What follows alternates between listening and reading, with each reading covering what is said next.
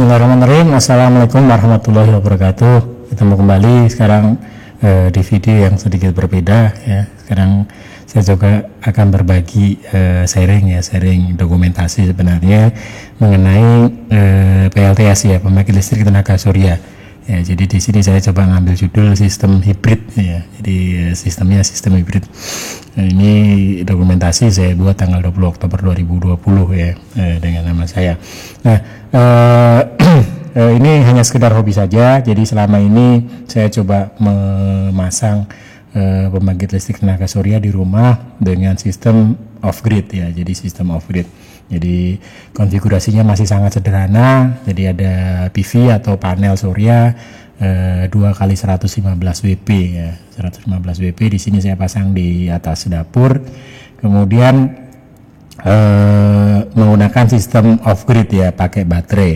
Jadi saya gunakan solar charge controller atau SCC masuk ke dari panel surya ke SCC, kemudian ke baterai. Baterainya masih cukup kecil, 12 volt 40 ampere hour ya, 40 Ah. Dari baterai ini saya masukkan ke rumah untuk menghidupkan lampu ya. Jadi lampu di rumah sebagian besar gitu kan, sebagian sudah menggunakan sistem DC 12 volt. Jadi lampunya sudah nggak pakai AC tapi menggunakan lampu DC. Jadi ada mungkin total lebih dari lampunya ya yang sudah beralih dari AC ke DC, mungkin sekitar 15-an lampu. Tapi yang hidup terus gitu kan dari sore sampai pagi itu mungkin kisarannya 6 sampai 7 ya, yang terus hidup gitu kan. Artinya hidup terus dari sore sampai pagi hari itu kisarannya 6 sampai 7 lampu ya, dengan watt ya 3 sampai 10 watt ya, bervariasi. Jadi ada yang di luar rumah itu ada 3 9 watt gitu kan, kemudian yang di taman di dapur itu ada 3 juga gitu kan, kemudian ada di kamar tidur dan lain sebagainya. Jadi ini sistem yang selama ini saya gunakan. Nah, karena kemarin masih musim kemarau ya, masih musim kemarau dengan konfigurasi PV 2 kali 115 WP ini, ternyata baterainya itu kalau siang hari itu jam 12, jam 11 itu sudah penuh gitu kan, artinya sudah penuh. Kemudian secara sederhana stromnya ya yang dihasilkan oleh sinar matahari itu terbuang percuma gitu kan. Di sini saya iman-iman gitu kan, atau nanti takutnya mubazir apa yang diberikan oleh matahari itu, kemudian kepikiran untuk membuat sistem hibrid gitu kan. Kalau baterainya penuh kemudian dialihkan ke fungsi yang lain. Nah, ke fungsi on grid. Jadi ada off grid, ada on grid. Nah, yang saya pengen gabungkan antara off grid dan on grid ini. Nah, kemudian akhirnya kepikiran untuk membuat sebuah sistem yang bisa mengalihkan, saat ini sudah penuh kemudian nanti dialihkan. Ya, jadi saya membuat sistem hibrid gitu kan. Jadi saya buat rangkaian sederhana menggunakan ATS itu kan, dinamakan ATS Automatic Transfer Switch gitu kan, men-switch secara otomatis saat aki ini sudah penuh ya. Jadi akinya penuh maka switch secara otomatis ke inverter on grid ya. Di sini sering disebut dengan GTI ya, grid tie inverter. Jadi inverternya hasilnya adalah AC sekitar 220 volt ya, atau bervariasi ya. Jadi antara 180 volt sampai 250 volt ya, bergantung dari inputnya. Nah, di sini harapan saya gitu kan, sistemnya saat akinya penuh kemudian ini ATS-nya mengcut strom gitu kan, harus yang ke SCC kemudian dialihkan ke sistem on grid ini, ke GTI ini. Jadi sederhana ya, masih sangat sederhana. Jadi ada ATS yang nanti fungsinya adalah men-switch ya, kalau mendeteksi setelah ini penuh kemudian di-switch ke GTI, grid tie inverter. Nah, rangkaian ATS-nya adalah seperti dalam video ini. Jadi saya buat video sederhana, ini rangkaian yang saya buat. Jadi seperti ini. Ada rangkaian dasar ya, ini ada SPD untuk mengatasi lonjakan, belum saya sambung kabelnya, belum ada kabelnya. Ini MCB-DC.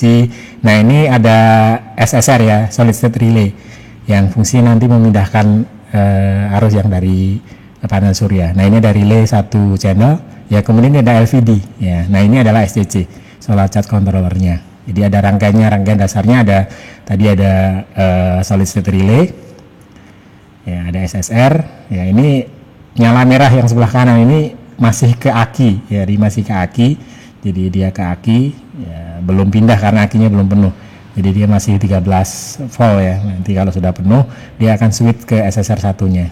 Nah ini ada relaynya.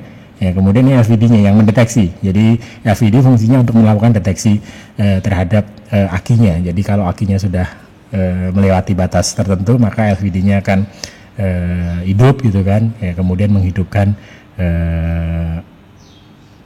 solid state relay-nya. Ya, jadi ini gambar video yang ada di rumah. Oke.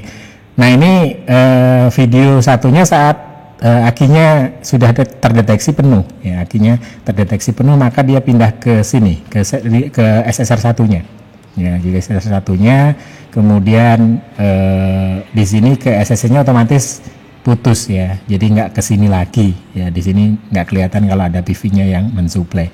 Nah arus dari PV pindah ke solid state relay di sini, kemudian dihubungkan ke grid inverter. Nah ini prinsipnya sederhana seperti itu. Jadi ada solid state relay, ada relay satu channel, kemudian ada LVD. Nah ini setelah nanti akinya itu karena dipakai juga siangnya akinya, jadi saat akinya ngedrop dalam artian mencapai batas tertentu, nanti balik lagi untuk ngisi aki. Jadi saat akinya sudah melewati batas minimal, maka ini pindah lagi untuk suplai akinya supaya penuh kembali. Nah rangkaiannya secara sederhana seperti ini, ada PV, ada solid state relay, ada LVD, ada aki ya, kemudian ada GTI ya.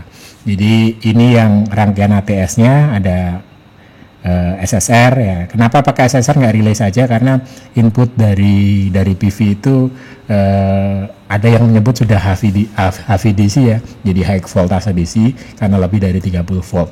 Nah di situ relay sangat susah nyari relay yang support 30 volt. Nah akhirnya saya cari-cari ada SSR itu kan, ada solid state relay ya, di sini yang support sampai 5 sampai 220 VDC ya, volt DC.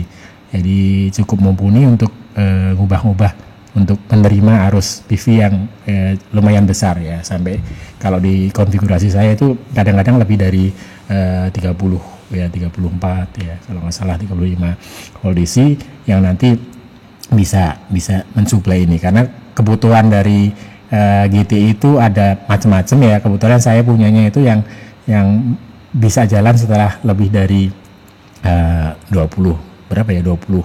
atau 24 volt, lupa saya. Jadi harus konfigurasi PV-nya harus voltnya lumayan besar. Nah ini mau nggak mau harus ada SSR ya, solid state relay. Baik, itu dokumentasi video yang kali ini berbeda, bukan video materi perkuliahan. Baik, terima kasih, semoga dokumentasi ini bisa memberikan tambahan informasi. Terima kasih. Assalamualaikum warahmatullahi wabarakatuh.